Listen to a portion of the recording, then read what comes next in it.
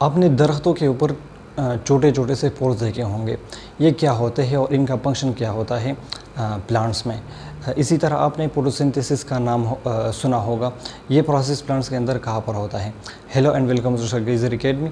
आज हम स्टार्ट करने जा रहे हैं गैसेस एक्सचेंज इन प्लांट्स। हमने स्टार्ट किया था class 10 chapter number 10 which is gases exchange.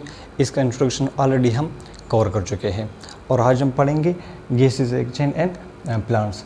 Plants have no organs for gases exchange. हमने इंट्रोडक्शन ऑफ गैसेस एक्सचेंज में ये पढ़ा था कि हर लिविंग ऑर्गेनिज्म के अंदर एक सिस्टम होता है जिसके थ्रू वो गैसेस एक्सचेंज करता है। फॉर एग्जांपल ह्यूमन के अंदर रिस्पिरेटरी सिस्टम होता है जो गैसेस एक्सचेंज के लिए रिस्पॉन्सिबल होता है। लेकिन प्लांट्स के अंदर इस तरह कोई स्पेसिफिक सिस्टम नहीं होता, कोई स्पेसिफिक ऑर्गन्स नहीं होते जिसके थ्रू वो गैसेस एक्सचेंज करे। तो फिर ये गैसेस एक्सचेंज प्लांट्स के अंदर किस तरह होता है।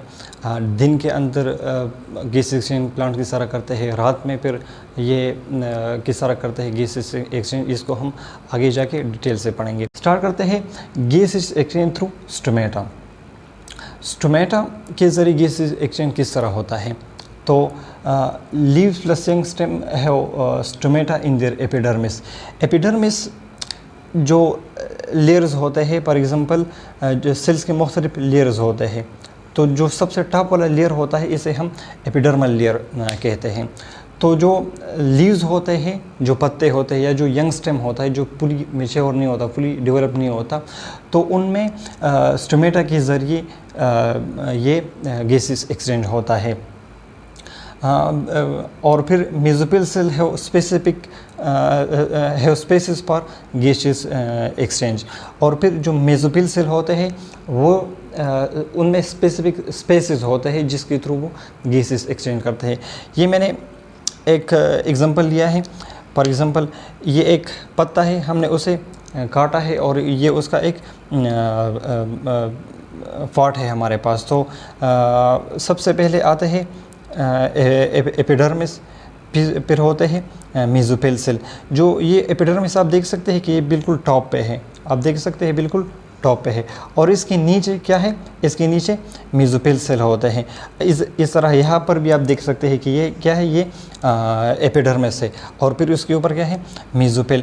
तो हमने पढ़ा कि जो ये एपिडर्मिस पे जो सेल होता है ये स्टोमेटा के थ्रू गैसेस एक्सचेंज करते हैं। स्टोमेटा के थ्रू ये गैसेस एक्सचेंज करते हैं जो टॉप पे होते हैं, जो एपिडर्मिस सेल होते हैं। फॉर एग्जांपल यहाँ पर भी आप देख सकते हैं और यहाँ पर भी आप देख सकते हैं। लेकिन यहाँ पर तो कोई मतलब यहाँ पर कोई स्टोमेटा नहीं होता। तो फिर यहाँ पर ये गैसेस एक्सचेंज किस तरह होता है। यहाँ पर ये कार्बन डाइऑक्साइड कैसे अंदर जाएगा और ऑक्सीजन बाहर आएगा। तो इसके लिए इस तरह होता है कि यहाँ पर आप देख सकते हैं कि स्पेसेस हैं, छोटे छोटे स्पेसेस है। इन स्पेसेस के थ्रू ये गैसेस एक्सचेंज होता है। यहाँ से ये जो गैसेस होते हैं ये मेसोफिल तक इन्हीं स्पेसेस के थ्रू पहुँचते हैं। तो ये था गैसेस एक्सचेंज थ्रू स्टोमेटा। जो नेक्स्ट टॉपिक है हमारे पास वो है gases exchange during day time. Day time में गैसेस एक्सचेंज किस तरह होता है। तो both photosynthesis and respiration occur in the mesophyll cell. दिन के टाइम में सूरज होता है तो फोटोसिंथेसिस भी होता है, रिस्पिरेशन भी होता है। और एक कहाँ पर होता है, ये होता है मेसोफिल सेल के अंदर। मैंने आपसे कहा था कि फोटोसिंथेसिस कहाँ पे होगा, तो मेसोफिल सेल्स के अंदर होगा, ये यहाँ पर होगा। फोटोसिंथेसिस इन्हीं मेसोफिल सेल्स के अंदर होगा। यहाँ पर क्या होता है, क्लोरोफिल होते हैं, तो फोटोसिंथेसिस वहाँ पर होता है। फिर तो दिन के टाइम में रिस्पिरेशन भी होता है और फोटोसिंथेसिस भी होता है प्लांट्स के अंदर। जो कार्बन डाइऑक्साइड प्रोड्यूस होता है रिस्पिरेशन में वो यूज़ कहाँ पर होता है, फोटोसिंथेसिस में। ओके। और जो ऑक्सीजन प्रोड्यूस होता है फोटोसिंथेसिस में वो यूज़ होता है रिस्पिरेशन में।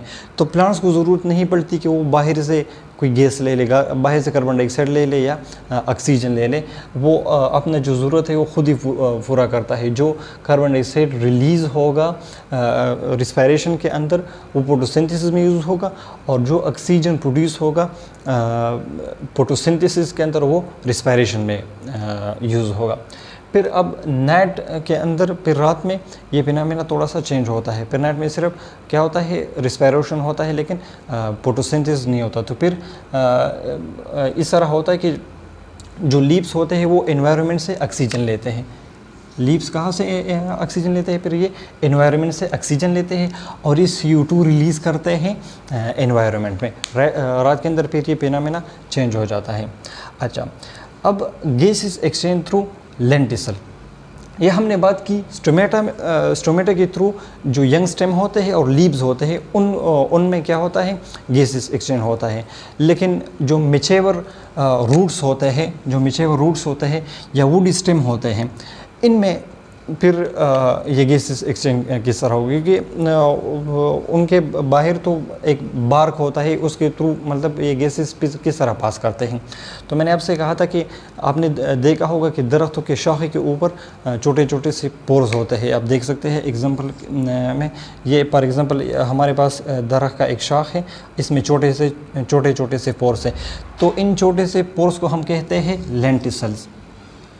इनको हम क्या कहते हैं? इनको हम कहते हैं लेंटिसल। इन लेंटिसल्स के थ्रू गैसेस एक्सचेंज होता है वुडी प्लांट्स या वुड स्टेम या मैच्योर रूट्स के अंदर।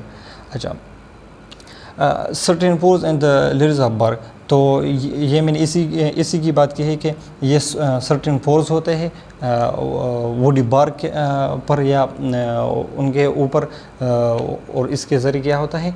गैसेस एक्सचेंज होता है। जो यंग रूट्स होता है उसके अंदर फिर किस तरह गैसेस एक्सचेंज होती है, तो उसके सारे सरफेस पे गैसेस का डिफ्यूजन होता है। एक गैस अंदर आता है, दूसरा गैस बाहर जाता है कंसंट्रेशन डिफरेंस के थ्रू।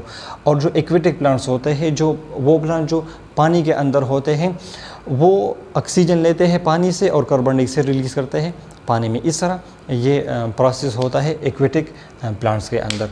तो ये था आज का हमारा टॉपिक। इंशाल्लाह मिलते हैं नेक्स्ट लेक्चर में, तब तक के लिए अल्लाह हाफ़िज़।